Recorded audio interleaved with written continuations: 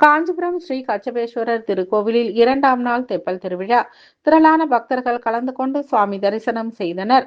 கோவில் நகரமான காஞ்சிபுரத்தில் பழமையும் வரலாற்று சிறப்பும் உடையதுமானதும், பெருமாள் ஆமை வடிவத்தில் வந்து சிவபெருமானை வழிபட்ட பெருமைக்குரிய திருத்தலமாகவும், தலை சம்பந்தப்பட்ட நோய்களை தீர்க்கும் பரிகார தலமாக உள்ளது.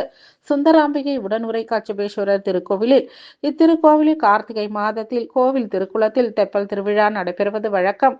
கார்த்திகை மாத தெப்பல் திருவிழாவை முன்னிட்டு கச்சபேஸ்வரரும் சுந்தராம்பிகை அம்மனும் சிறப்பு அபிஷேக ஆராதனைகள் நடத்தப்பட்டு, சாமந்திப்பூ மலர் மாலைகள் அணிவித்து சிறப்பு அலங்காரத்தில் தீபாராதனைகள் செய்து, மேல தாளங்கள் பேண்ட் வாத்தியங்கள் முழங்க சிவ வாத்தியங்கள் ஒலிக்க ஊர்வலமாக கொண்டு வரப்பட்டு, கோவிலில் உள்ள இஷ்டசித்தி தீர்த்த திருக்குளத்தில் மின் விளக்குகளால் அலங்கரிக்கப்பட்ட தெப்பலில் எழுந்தருள செய்தனர்.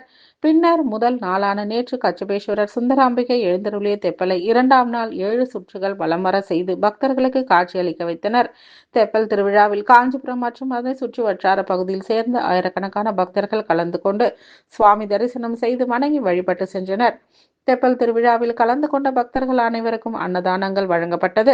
தெப்பல் திருவிழாவிற்கான உபயத்தினை செந்தில்குமார், செல்வி குடும்பத்தினர் சிறப்பாக செய்திருந்தனர். இவர்களுக்கு ஆலை நிர்வாக சார்பில் மலர் மாலைகள் அணிவித்து பிரசாதங்கள் வழங்கப்பட்டது. விழா ஏற்பாடுகளை கோவில் நிர்வாகமும் விழா குழுவினரும் இணைந்து சிறப்பாக செய்திருந்தனர். பக்தர்களின் பாதுகாப்பிற்காகவும் ஏராளமான போலீசாரும் தீயணைப்புத்துறை வீரர்களும் பாதுகாப்பு பணியில் ஈடுபட்டனர்.